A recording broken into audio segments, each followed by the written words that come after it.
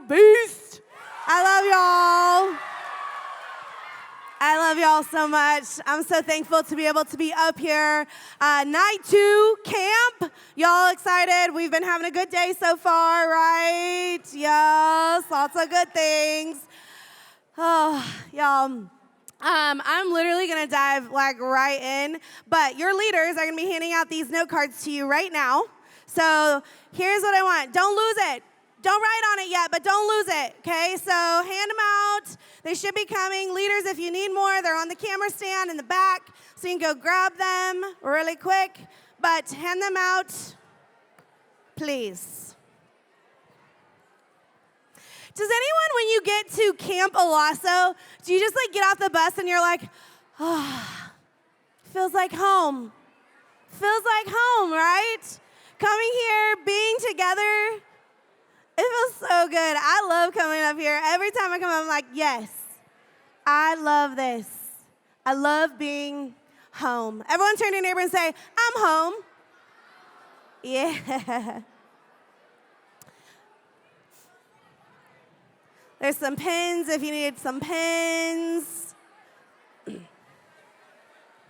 going to wait till the chaos dies down just a little bit.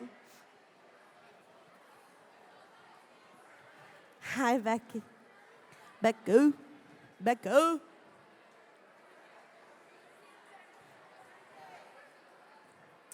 All right. All right, once you get your pins, once you get your stuff, everyone, shh. A hush falls over the crowd. When I get here, it feels a lot like home. And I guess if this feels like home, then that makes us family, right? We family? Families, there are some things that we just do together, right? Maybe some things we do together, some inside jokes that we have. Maybe one would be silent disco every year, right? That's something we do. We're going to do that tonight. The luau night, that's fun. The Iron Man tomorrow. It's going to be amazing. An inside joke, maybe not a lot of you will even know about, but free bunk, anybody? Free bunk? Some of my leaders, some of my people, free bunk.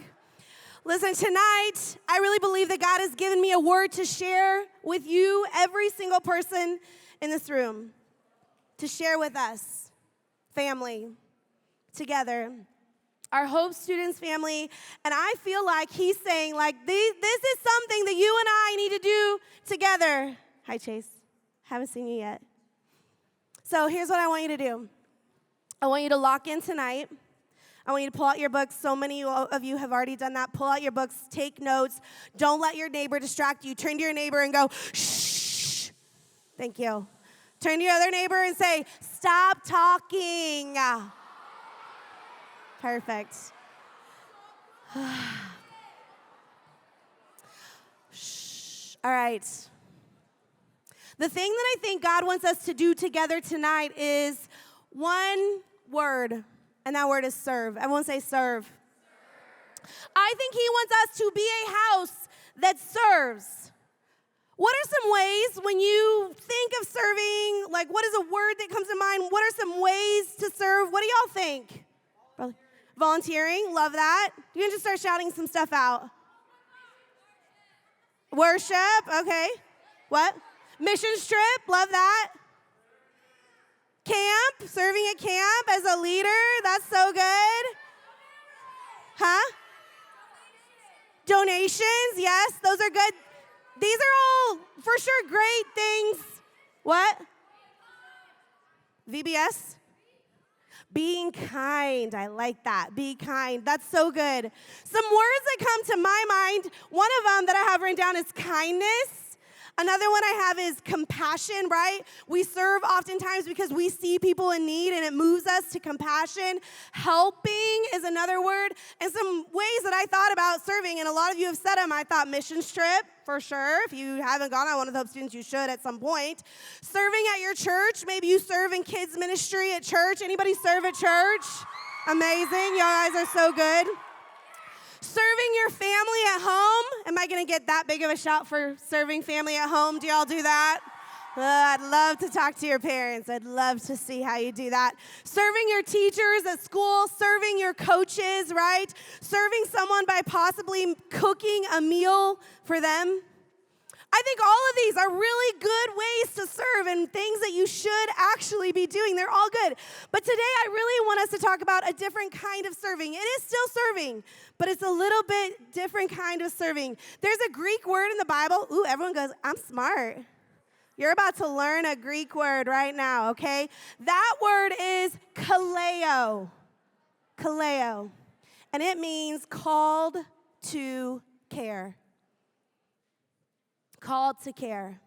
A good example of this in the Bible where kaleo is actually used is when Moses, he had left Egypt, he had fled Egypt, and he was like with his family, and he went on the mountain, and there was a burning bush there. Anybody remember the story? And God talked to him and said, you got to go back to your people. You got to help them. Like, go back and help. And the word that God used and told Moses to go back was kaleo. God called him, or God kaleoed him back to Egypt to help his people who were there and who needed him. But here's what I think and what I know about caring. Caring is for sure an emotion and a feeling, but it's not just an emotion and a feeling. Caring is an action. It's something that we have to do. And action, I know it demands movement. You can't be in action if you're sitting still, standing still, doing nothing.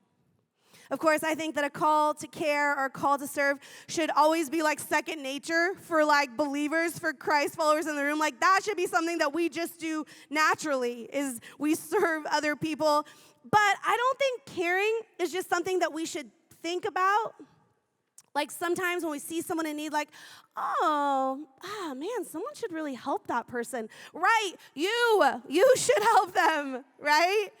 Because thinking about caring for something or doing something, that's really great thinking about it, but it really isn't helpful at all. It's not helpful unless you actually do something. Unless we actually put action behind the thoughts that we have about caring for others. And that's something I believe is serve. So, you might be wondering, okay, well, if you said it's a different kind of serve than what we talked about at the beginning, Pastor Tysha, how do I serve? How do I serve? So glad you asked, because we're going to talk about it tonight. Like every spiritual practice that we have, every spiritual principle that I believe in, that I live my life by, the first place I always go to is the Bible, because it is the book you can... You guys are amazing. And the first place I like to look in the Bible oftentimes is look to Jesus, because if I want my life to look like Jesus and emulate him, then I want to look at him and see, okay, how did Jesus do this? How did Jesus serve? And what I see is that every time Jesus was moved by compassion for the people around him and the people in his world, you actually see him doing something about it. He was moved to action. He was called to them. He had compassion for people, and then he was moved to serve them. I want to show you, read some examples to you tonight. Matthew 14:14 says this: Jesus saw the huge crowd as he stopped from the boat, and he had what? Compassion on them, and he healed their sick. He had compassion on them, but he didn't stop by thinking, oh, someone should really help those people. He did it. He was the one who was moved to action. Another one is Matthew 20:33-34. It says, Lord, they said, I want to see. Jesus felt sorry for them and touched their eyes. Instantly, they could see. And then they followed him. It said Jesus felt sorry for them, but it didn't end there, did it? No, he touched their eyes, and then they could see. I'm sure their life was completely transformed when this happened. Mark 6:33-34 says this: but many people recognized them and saw them leaving, and people from many towns ran ahead along the shore. Hold on, let me see if I can read this. Along the shore and got there ahead of them. Jesus saw the huge crowd as he stepped from the boat, and he had what? Compassion on them because they were like sheep without a shepherd. So he began to teach them many things. Jesus was called to care. He had compassion on people that he cared for, and he was moved to action to help them. I think that this is one way and a huge way that we are to serve the people around us. That we see like some needs that need to be met, and we meet them. I think this is easy for some needs. We see some needs. Someone needs a meal, done. Someone needs a donation for a missions trip, handled. The dishes need to be done at home, check, right? Like there are some things that we can do that are very easy for us to serve others. It's very easy to see what needs to be done, and we do them. But how do we serve those whose needs maybe aren't so obvious? What can we do to help them? Or how do we even serve those that we don't even really like? Because I think this is a very biblical concept, principle. When I look to the Bible, I see this verse, 1 Peter 2, verse 9, it says this, "But you are not like that, for you are a chosen people, a royal priest, a holy nation, God's very own possession. As a result, you can show others the goodness of God, for he called you out of darkness into his wonderful light." You are a royal priest. In this verse, we literally see that God has called each and every person who is a Christ follower a priest in the kingdom of God. And if you don't really know what a priest is like a go-between between man and God, especially in the Bible. It was like someone who communicated with God and then told the people, or people came and told the priest, like, hey, like, I sinned, can you help me offer the sacrifice? And yes, they would help him offer the sacrifice, kind of a go-between between God and man. Like, imagine the biggest game of telephone you could ever imagine, right? Like, and that's what's happening here. That's what a priest is. And we know now, or maybe you don't know, but I'm about to share this with you. We know now that after Jesus came to this earth, that we no longer needed a go-between. We no longer needed a priest. Like, we had access to God on our own. No one had to go to him for us. But what about people in our lives who are far from God? Who don't have the knowledge to actually go to God? The very first Levitical priest, now I say Levitical because there are 12 tribes of Israel. Listen, you guys, if you have not read your Bible, you've got to start reading your Bible. There's so much that I want to explain about a lot of what I'm going to say, but I just can't because I don't have the time. But there was one tribe out of the 12 tribes of Israel, the Levites, and they were the ones who were the priests that God had called them to kind of be the priests for all the other tribes. And so the very first Levitical priest that we see in the Old Testament, his name was Aaron. Everyone say, hey, Aaron.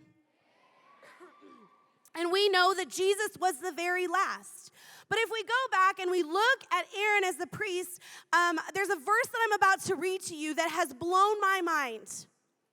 And I want to share it with you, and I'm telling you what, I cannot get this off my mind and my heart, and I know that God is going to speak to some of you today because of this verse. But before I get to the verse, I just want to tell you a little bit about what's going on. We're going to the book of Numbers, which is wild. Who would have thought I would have ever preached a sermon out of the book of Numbers, right? Because whatever. But I want to tell you a little bit about what's happening. So the Israelites, they are wandering in the desert after they left Egypt.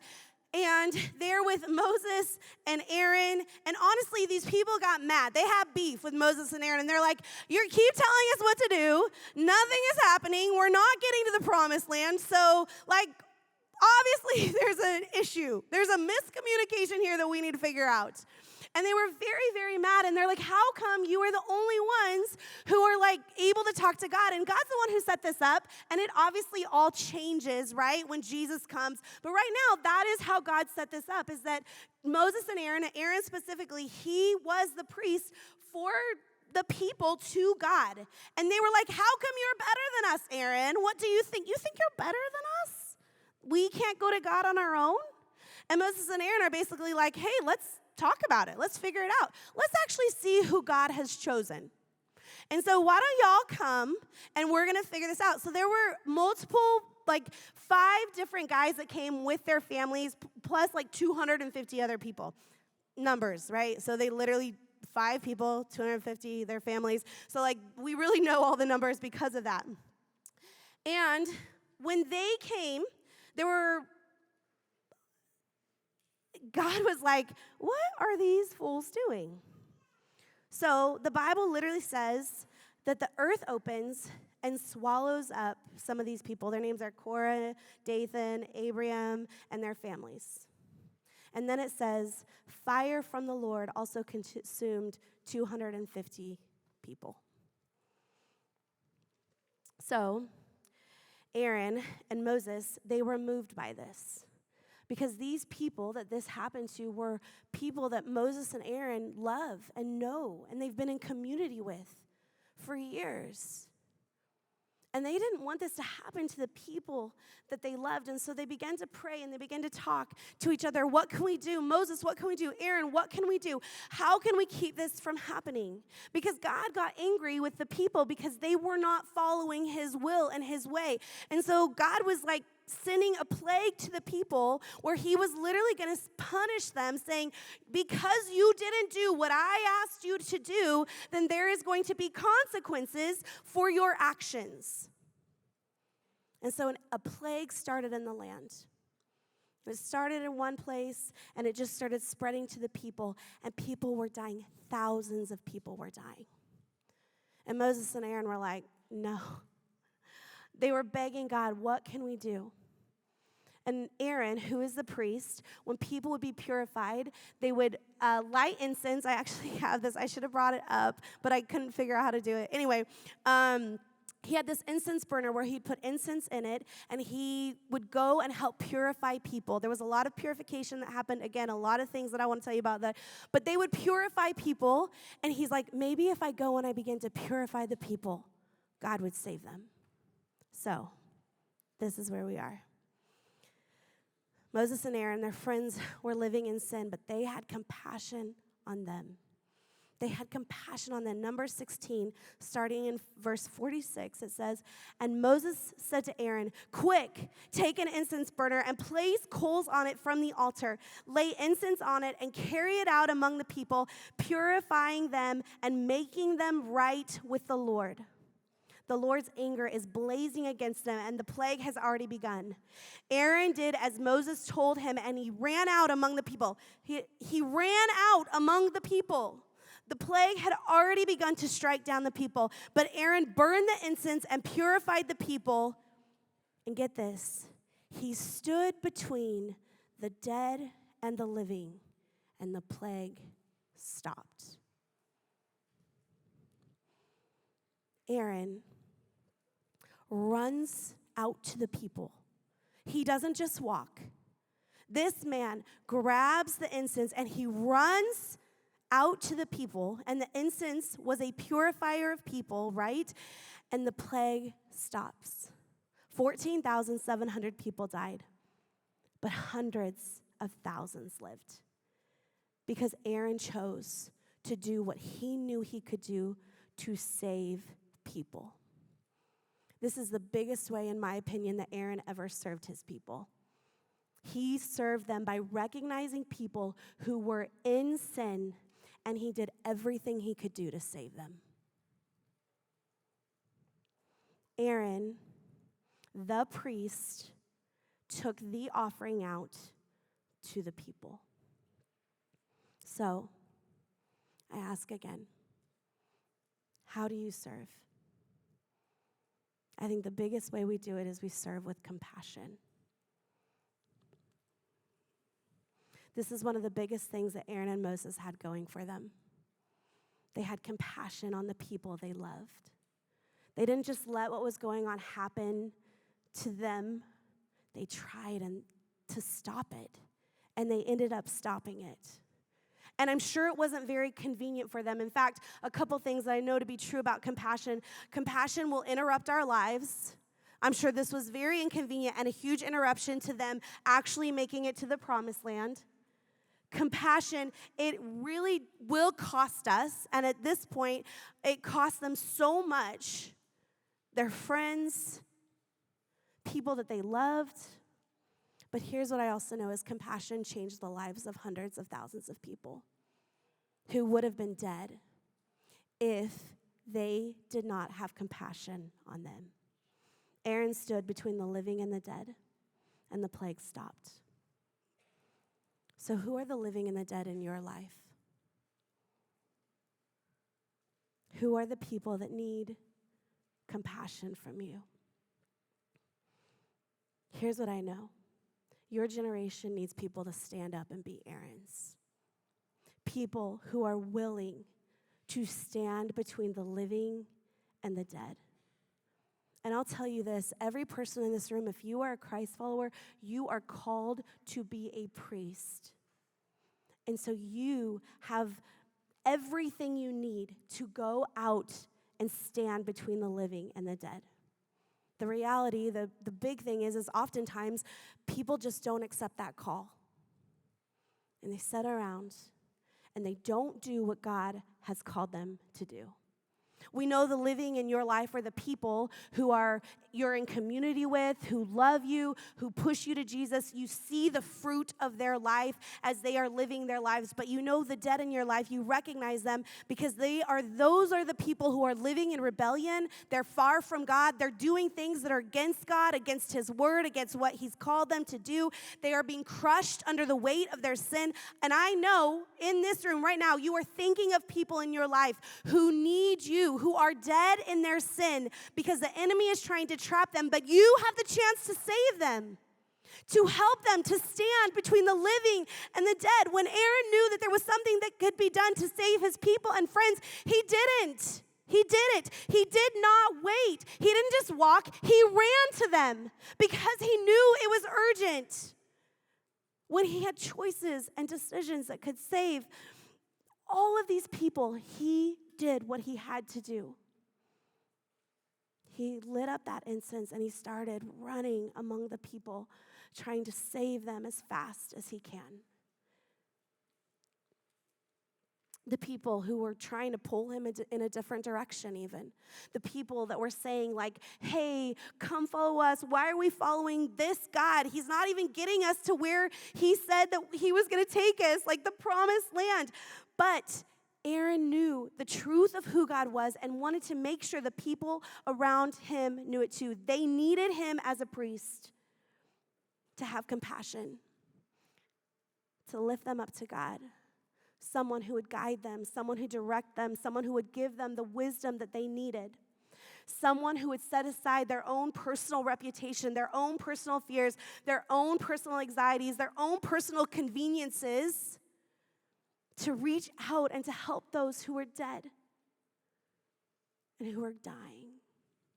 So he lit his lantern and he started to walk among the people who were dead, infected, bridging the gap between those who were living and those who were dead. He didn't step aside because he didn't think he wasn't good enough or he wasn't called to it. He didn't think with fear, wondering what people would think. He just did it. And he knew if he didn't go, no one would go. If you don't go, no one will go. You are the priest. And I know that there are people in your schools, even in your homes, who are dying, and they need you. They need you to bring them to the land of the living. He decided to go, and he began to run that night, praying that God would move. He kaleoed them. He was called to care for them, and that call moved him to action. Priests are called to bridge the gap. You are called to be a light to the dying. Who is dying in your school? Who is dying in your home? Who is dying at your job? God is calling you to kaleo. And maybe you're sitting here saying, like, I'm not called. God hasn't called me to do that. Listen, I'm here to tell you that that is a lie from the enemy. If you are someone who is following God, then your job is to go and be a priest among the people, sharing the light and the good news of Jesus. Every single human who loves Jesus is called to share the good news of the gospel. And if you don't think that you should be doing that, you are wrong. And I'm telling you right now, I'm empowering you, saying, go and share God with those in your school who need him. There's so many who need what you have to offer. A God who loves them, who could literally change their life. And if your life has been changed, why wouldn't you want to do that? Why wouldn't you want to share it? He's equipping you. He's giving you all the resources. You are kaleo, called to care.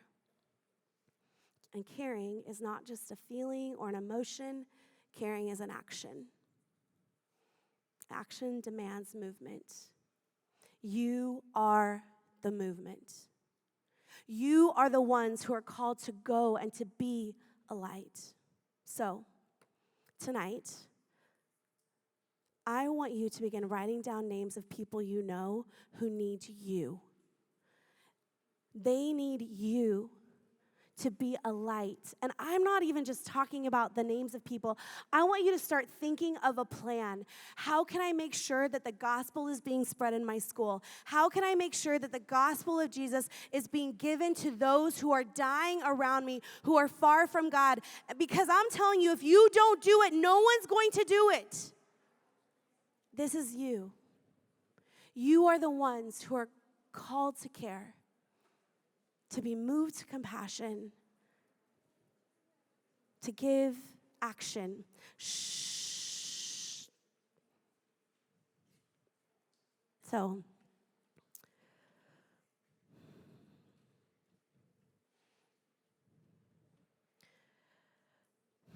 who are the people in your life who are far from God? Who are the people that need help bridging the gap to be the priests that you are called to be? Who are the people who need you? People who may not be able to live without you, because living in this world without God isn't actually living. So, I want you to write names down. Begin to write names down. Begin to write a plan. Start doing it right now, and I'm going to have you do something else in just a minute, but start writing some names down of people who need you. And some of them may be teachers, some of them may be family members, some of them may be neighbors, some of them may be kids that you babysit, families that you babysit, family friends that you've known growing up. Some of them might be people that come to youth group with you, to Hope students with you, but you know they are not living right and they are not following Jesus. Some of them might be friends on your school. They might be in the band. They might be on your team, whatever team that you're on. They may be in theater with you. There are people around you who need you. Who are they? Begin to write them down.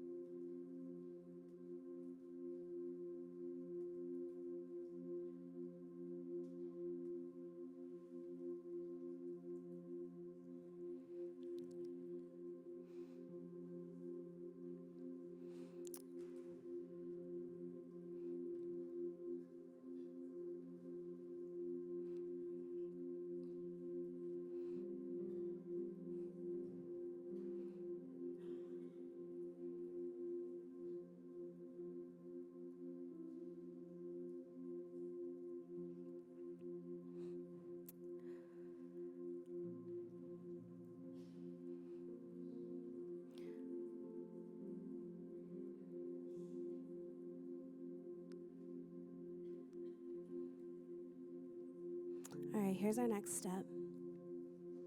No one move, no one talk. I want you just to listen to me for a minute. In just a minute, I'm going to have you get in some groups. And I want you to begin to pray for each other, with each other, that God would empower you to move in boldness, strength, that step out of what oftentimes can be a very convenient life that we live, a very comfortable life. And that God would empower you and give you courage to share the gospel with the people around you. That is what you can do. There's a lot of times that people discount middle schoolers. I am not one of those people, and neither is God. He wants you to start a movement in your world. And just like Aaron was going to his people, that is what you have to do. You have to go to the people. That is what you're called to do. That is what your generation is called to do, is to go. If you're not doing that, then you're not living the priestly life that God has called you to. And because I love you, I am telling you, this is what God is calling you to do. And I'm also telling you this, you don't have time to mess around anymore. You need to begin to live your life with intention and with purpose. And that may look different for other people, but maybe something that might be very real for you is that maybe this summer you need to spend some time building some spiritual muscles. You need to be getting in the Word, reading, asking God to guide you, direct you, praying with people who are your community of believers. You need to be having spontaneous worship sessions with people in your world where you're just turning on Spotify on your phone and you're just worshiping and you're praying. Maybe being on your face in prayer before the Lord, praying for wisdom and discernment, courage to bridge the gap between the living and the dead so that you can do it well. That way when school starts in August, you're ready. You're ready to go into that school and learn some math cool things, but also go into your school to be a priest, to share the good news of the gospel, to bring as many people to the Lord as you can, because that is what He's calling you to do. That is the ground that God has given you to take. How cool would it be if you had Jesus clubs at your school and your entire school showed up? There's people just so passionately following Jesus, all because you said yes to Kaleo. You said yes to being the priest. And listen, I know this. It's not going to be convenient. Caring is not convenient oftentimes. It can be hard.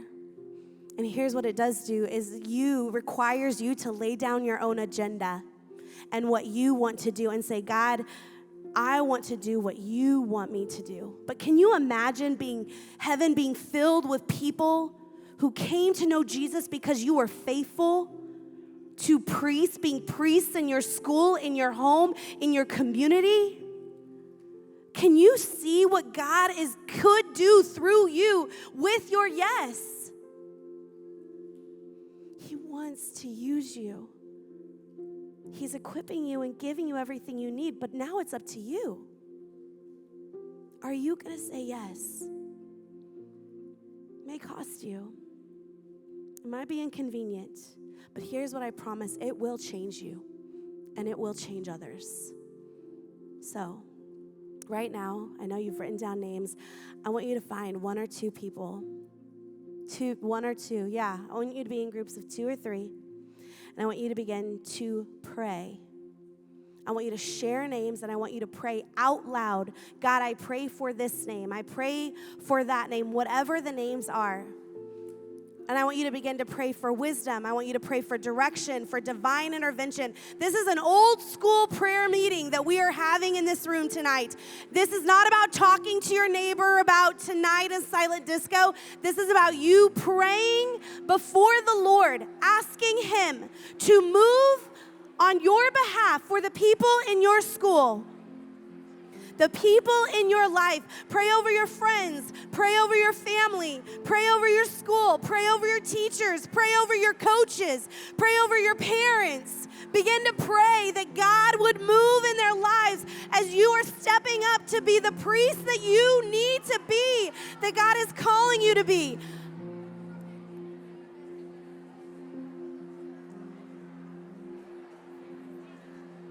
The time is now. You have no more time to wait.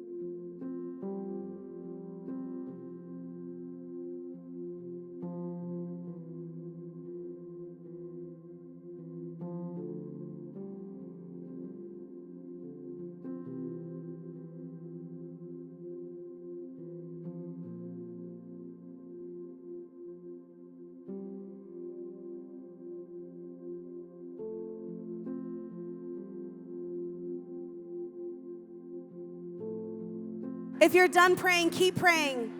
Keep praying. You're not done.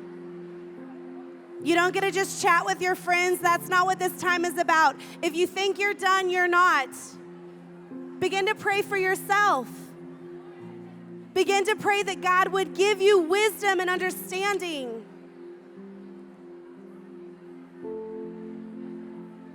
That He would give you courage and boldness, that He would give you direction on how to do this well, how to be a priest well.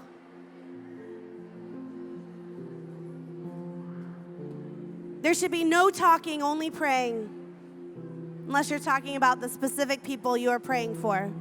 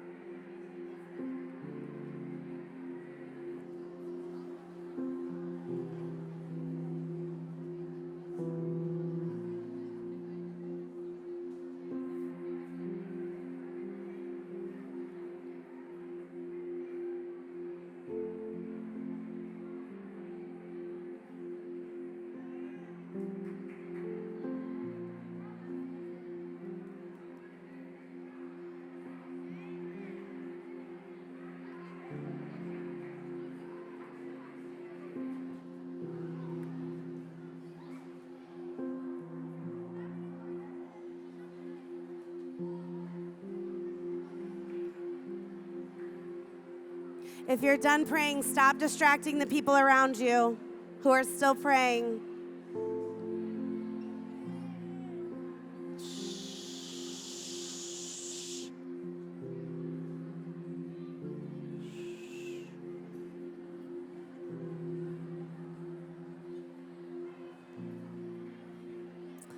All right, if you're done, everyone look up here. Shh.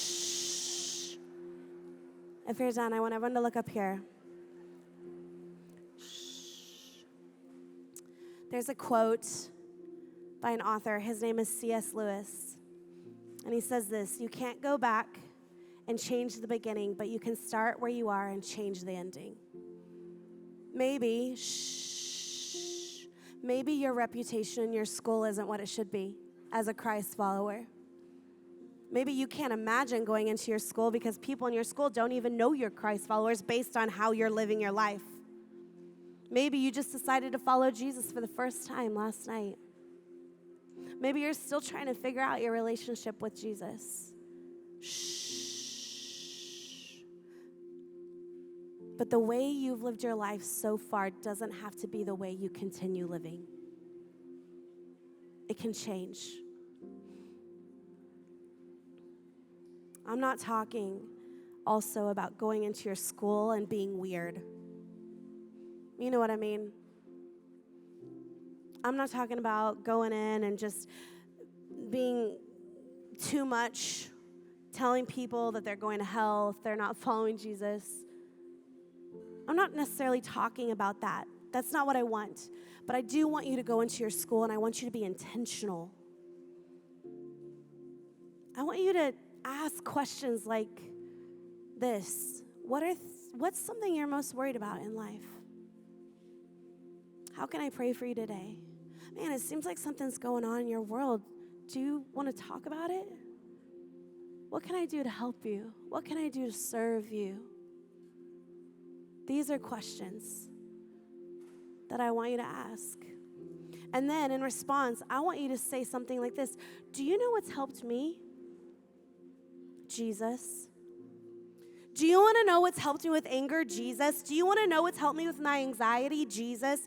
Do you want to know what's helped me overcome fear? Jesus. Do you want to know how I've overcome insecurities in my life? Jesus. It's just Jesus. That's all I need. That's all you need, because listen, the reality is he's the one that made me. He's the one that's made you. He's the only person in your life that can tell you things about you. He gets to give you permission to do things or not do things or live certain kinds of ways. And again, I'm not talking about going to your school and being weird, but I am talking about going into your school and living a life that God would be proud of as you represent him as a priest and a follower of Jesus. And what I want you to do is I want you to take that card and I want you to hang it somewhere in your room. And this entire summer, I want you to begin to pray for those people, that God would begin to move in their hearts so that when you see them, when school starts, you can say, hey, how's your summer? And you can begin to build a relationship with them that is built on you wanting them to find Jesus, the hope that you have in Jesus. And you pray. And you ask God, how can I best kaleo them? How can I be called to care for them in the best way possible? How do you want me to stand in the gap, God? What do you want me to do? I have one more scripture that I want to share with you today. Paul, he writes a letter to the church of Philippi about a guy, his mentor, or someone he was mentoring. His name was Timothy. And he basically is telling this church in Philippi, like, I am sending you a guy named Timothy. And this is what the verse says. It's so powerful. Philippians 2, verse 21, it says this. I have no one else like Timothy who genuinely cares about your welfare. All of the others care only for themselves and not for what matters to Jesus Christ. Keep that verse up on there, would you? I want to read it like this. I have no one else like Jackson who genuinely cares about your welfare. I have no one else like Sarah who genuinely cares about your welfare. I have no one else like Anna, who genuinely cares about your welfare. I have no one else like Samantha, who genuinely cares about your welfare. I have no one else like Connor, who genuinely cares about your welfare. I have no one else like Grace, who genuinely cares about your welfare. All the others care only for themselves and not for what matters to Jesus. Read this verse and put your name there. I have no one else like Tysha who genuinely cares about your welfare. All the others only care for themselves and not for what matters to Jesus Christ. You are the priest. Wouldn't it be awesome if someone were writing a letter about you and they said, I have no one who cares about the people in your life like you care about them? They genuinely care about Jesus. Not for their own gain, their own selfish desires, but Jesus. You can be known for that. But it's up to you. You are the priest. It says that in 1 Timothy 9, we just read it. Timothy, the guy that Paul is talking about in this scripture, he writes in 2 Timothy 4:6, my life has been given as an offering. What's crazy is the incense that Aaron was burning was the offering. And Timothy is now calling himself the offering. And so the reality is you are the priest and you are the offering. You're both. And as you are the offering, you are sharing and you are telling people about Jesus. And as they become their own priest and their own offering, you are handing the baton to them. And you are encouraging them to do the same thing. But that means you are setting your own agenda aside, what you want most aside, and you are saying, God, I want to care for these people like you care for them. And I want them to know that what I care about is them knowing Jesus. I have no one else like Tysha who genuinely cares about your welfare. All the others care only for themselves and not for what matters to Jesus. Tonight, we're going to end with a song, but I also, if you need to find someone to pray with, because maybe this hasn't been your life, caring a whole lot about what Jesus wants for you, and you just want to get better at it. Or maybe you haven't followed Jesus before. Maybe you just won't need someone to pray with you. I don't know what it is. But if you need that, I want you to go find your leader. But also during this next song, here's what I want. I want you to say to God, shh, stop worrying about getting up to the front. This is what I want this time to be. I want you to not be distracted by the people around you, and I want you to say, God, I want to live as a priest and offering for you in my school, and I will do what it takes. I'm resolute in doing that. I want to make sure that my life is representing you well, and begin to let God show you ways and show you areas that, one, you can live for him better, but two, that you maybe need to clean up in your own life. And that's what I want this moment to be, where you are saying, God, my life is yours, and I want to care about the people that are in front of me, the people around me, the people in my school.